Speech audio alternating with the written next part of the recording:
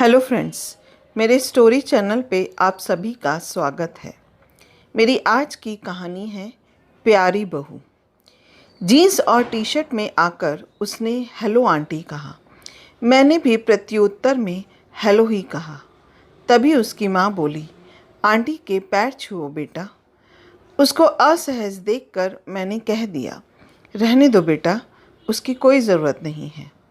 बातों से एकदम बिंदास, खिलखिलाकर हंसने वाली, अपनी माँ से हर बात पर तर्क वितर्क करती स्निग्धा मेरे बेटे सुयश की पसंद ही नहीं प्यार भी थी।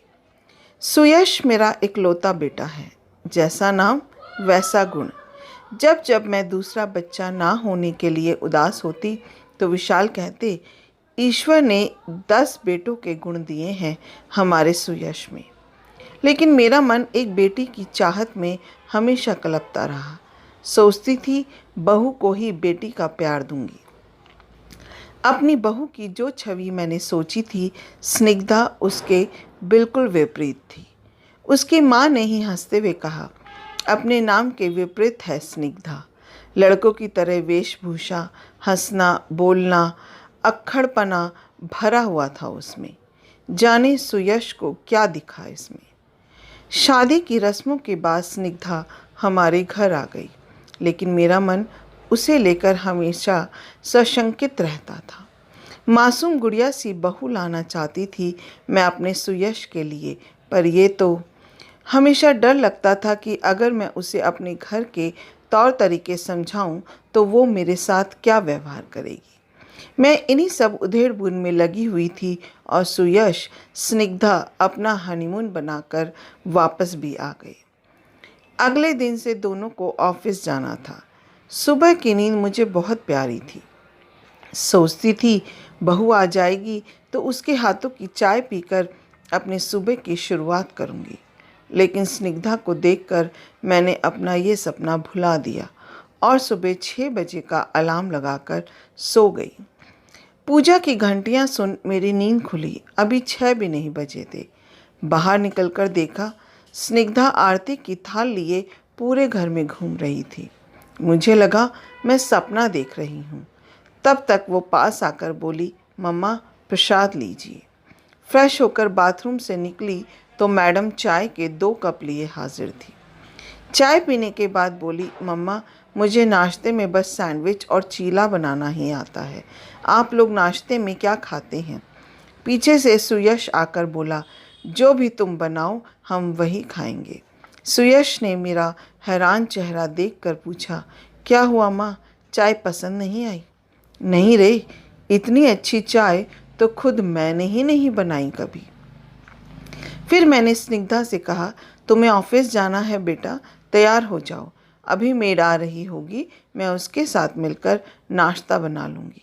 अरे नहीं मम्मा, नाश्ता तो मैं ही बनाऊँगी।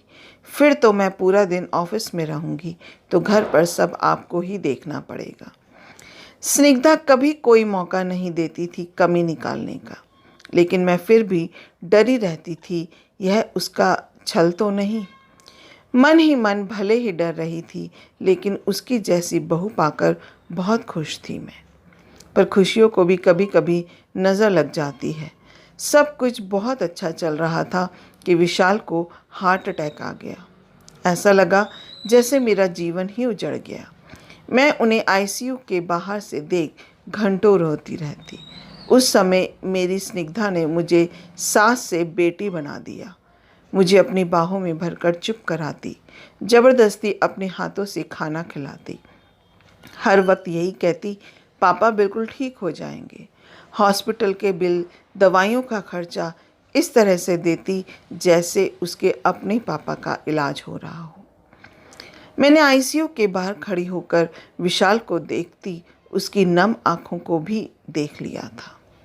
सुयश और मेरे सामने मजबूत चट्टान बनी मेरी स्निग्धा वास्तव में बहुत कोमल थी। घर आने के बाद भी विशाल का ख्याल हम दोनों से ज़्यादा रखती। अपनी नई नवेली शादी के बावजूद देर रात तक हमारे साथ बैठी रहती।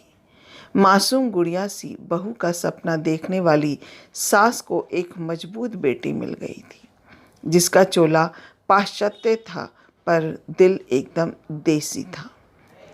आज मेरे जन्मदिन पर सुयश ने कहा, माँ तैयार हो जाइए, आपकी पसंद की साड़ी खरीदने चलते हैं। मुझे कुछ नहीं चाहिए सुयश, तूने स्निग्धा के रूप में मेरी ज़िंदगी का सबसे बड़ा तोहफा दे दिया। मेरी भीगी आंखें पोंछकर सुयश ने पूछा, वैसे है कहाँ आपकी दबंग बहू जिसने अपनी दबंगई से आपका भी दिल जीत लिया। तब तक स्निग्धा ने मेरे गले में अपनी बाहें डालकर कहा, हैप्पी बर्थडे मम्मा, और एक पैकेट पकड़ाते हुए कहा, ये दुनिया की बेस्ट मम्मा के लिए। पैकेट खोलकर देखा तो उसमें कांजीवरम साड़ी थी, बिल्कुल वैसी ही जैसी मैं हमेशा से लेना चाहती थी। मेरे आश्चर्यचकित चेहरे को देखकर बोली, वो जब आप रेखा की तस्वीर गूगल पर सर्च करके घंटों देखती थी तभी मुझे समझ आ गया कि आप उनकी तस्वीरों में देखती क्या हैं। अपनी जोरदार हंसी के साथ उसने फिर से मुझे गले लगा लिया। खुशी में बहते आंसुओं को पोंछकर उसने कहा, एक माँ के दिल की बात एक बेटी तो समझ ही जाती है ना मम्मा। हाँ मेरी स्निग्धा, साड़ी सूट बहुत कम पहनती है, वो हर रोज़ हमारे पैर भी नहीं छूती, उसकी आवाज़ भी धीमी नहीं है, उसे घर के काम भी नहीं आते, रोटी तो भारत के नक्शे जैसी बनाती है, और जब गुस्साती है तो उफ पूछिए ही मत। वो एक आदर्श बहू की छवि से बिल्कुल जुदा है, लेकिन मेरे लिए सबसे खास है। तभी तो विशाल कहते हैं, आदर्शों नियमों पर पड़ गई भारी, सबसे प्यारी बहू हमारी। अपना कीमती वक्त देने के लिए दिल से शुक्रिया। अगर आपको ये कहानी अच्छी लगी हो तो एक लाइक कीजिएगा, शेयर कीजिएगा और मेरे चैनल को सब्सक्राइब करना मत भूलिएगा। फिर मिलते हैं एक नई कहानी के साथ। जय हिंद।